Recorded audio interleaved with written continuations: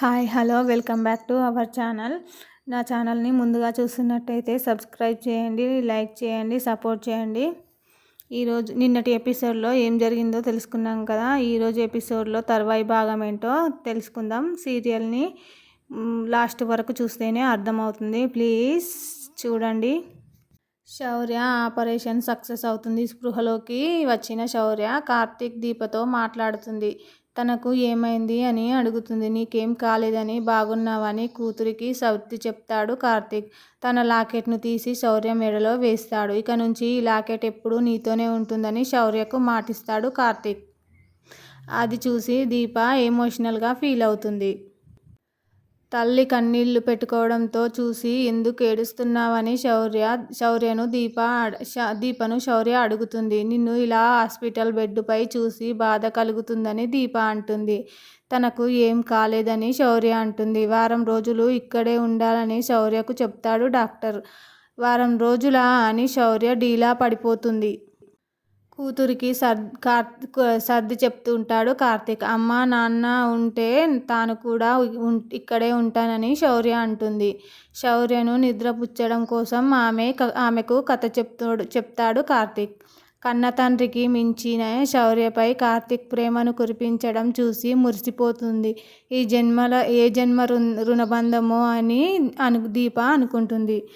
అంతలోనే జ్యోత్స్న అసహనంతో రగిలిపోతూ ఉంటుంది. శౌర్యను తీసుకొని దీప కార్తీక్ ఇంటికొస్తారు. వారికి హారతిచ్చి స్వాగతం పలుకుతుంది అనసూయ. శౌర్య క్షేమంగా తిరిగి రావడం చూసి కాంచన సంబరపడుతుంది. మరోవైపు శౌర్య ఆపరేషన్ను అడ్డు పెట్టుకొని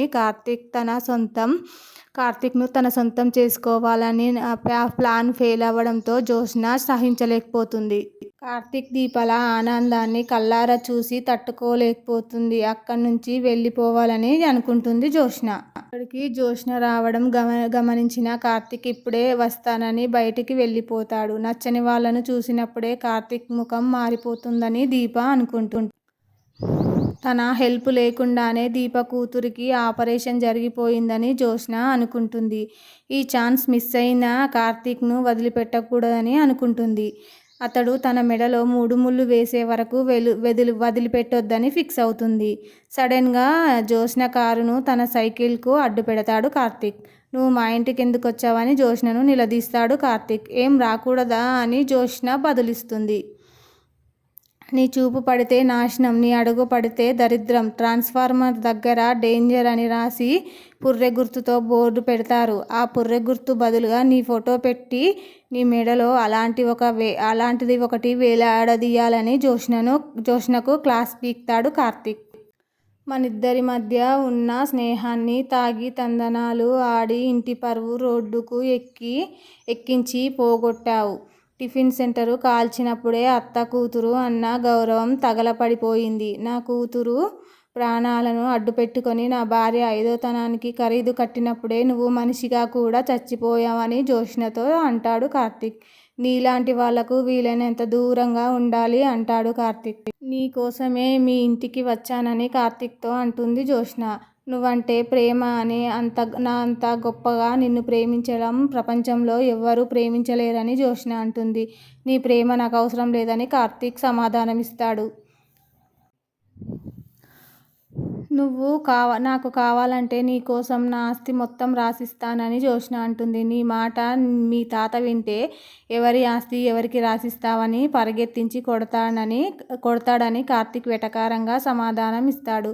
నాకు పెళ్ళైపోయిందని జ్యోత్స్నకు గుర్తు చేస్తాడు కార్తీక్. దీప నన్ను మోసం చేసి పెళ్లి చేసుకుందని కార్తీక్తో వాదిస్తుంది. జ్యోత్స్న నువ్వు ఓకే అంటే ఇప్పుడు నిన్ను పెళ్లి చేసుకుంటానని చెప్తుంది. నువ్వు ఈ మాట అంటున్నప్పుడు మా ఆవిడ ఇక్కడ ఉండుంటే ఇప్పుడే నీ పెళ్లి చేసేదని కార్తీక్ అంటాడు. పెద్దల కోసమే నీతో పెళ్లికి ఒప్పుకున్నానని, ప్రేమ కాదని ఆ పెద్దలే నన్ను వద్దని అనుకున్నప్పుడే నిన్ను వదిలేశానని కార్తీక్ అంటాడు. తాను దీప భర్తనని అంటాడు. నువ్వు నాకు కావాలని దీపను వదిలేయమని మనిద్దరం పెళ్లి చేసుకుందామని కార్తీక్ను ప్రాధేయపడుతుంది జ్యోత్స్న. పెళ్ళైన మగాడి వెంట పడే ఆడదాన్ని సొసైటీలో బజారు మనిషిలా చూస్తుందని కార్తీక్ అంటాడు. అయినా పర్వాలేదని జ్యోత్స్న అంటుంది. కానీ నువ్వు నాకు అవసరం లేదని కార్తీక్ ఆన్సర్ ఇస్తాడు. ఇక నన్ను టార్చర్ పెట్టొద్దని చెప్తాడు కార్తీక్. నా ఫ్యామిలీ జోలికి రావద్దని జ్యోత్స్నతో చెప్తాడు. ఇది వార్నింగ్ అనుకుంటావో సలహా అనుకుంటావో నీ ఇష్టం జ్యోత్స్న అని కార్తీక్ అంటాడు. ఒక ఏడాదిలో రెస్టారెంట్ పెట్టి నీ విజయంపై విజయం సాధిస్తానని సవాల్ చేశాడు. కానీ ఇన్ని రోజులు నేను ముందుకు పోకుండా నా కూతురు అనారోగ్యంతో అడ్డుపడింది.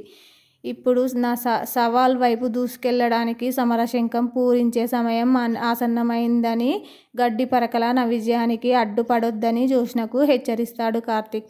నువ్వు ఎన్ని తప్పులు చేసినా నా తల్లి లాంటి అత్త ముఖం చూసి వదిలేస్తున్నానని కార్తీక్ అంటాడు.